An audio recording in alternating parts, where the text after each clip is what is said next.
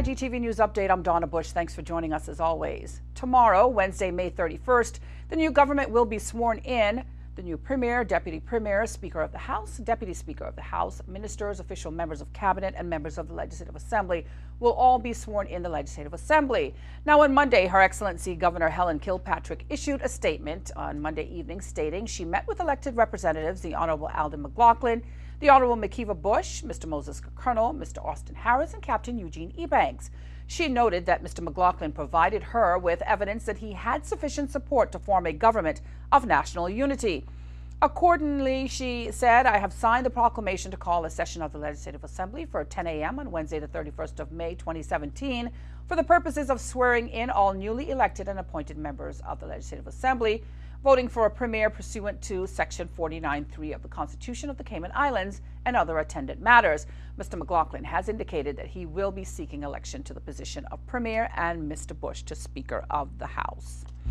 Meantime, OFREG, the utilities regulator here in the Cayman Islands, has announced that the application process for persons seeking to obtain an operating permit for sites, locations, or vehicles which handle dangerous substances in aggregate quantities of 250 imperial gallons or more is now available on OFREG's website under the Petroleum Inspectorate portal. In an effort to improve efficiency, they have made the application process web-based, which requires applicants to fill the forms out and return same to the office either electronically, by post, or by hand, accompanied with the requisite fees, of course. Now, Mr. Duke Monroe, Director and Chief Inspector Fuels Market, says the OFREG Fuels Technical Review Team will then review the submission, which may include an inspection of the site or vehicles.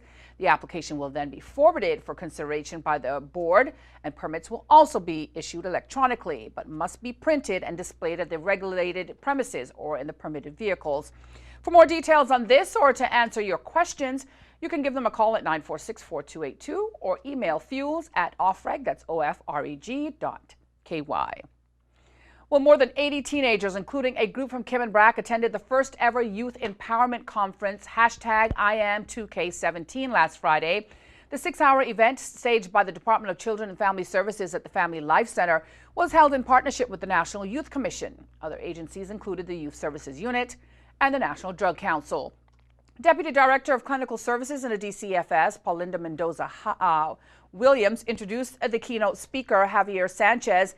The U.S.-based motivational speaker used personal testimony, rap, music, and comedy to advise the teenagers about their ability to shape their own stories and become the best individuals that they could be.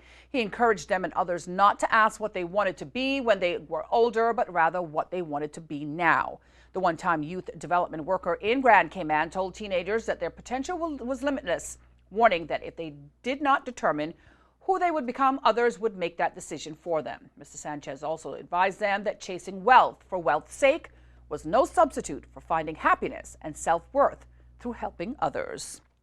Well, if you missed today's news update, you can always go to the Cayman Islands Government Facebook page as well as our YouTube channel. For now, I'm Donna Bush. As always, thanking you for joining me, wishing you a wonderful and safe night, and hoping you'll join me back here again tomorrow. Until then, bye-bye for now.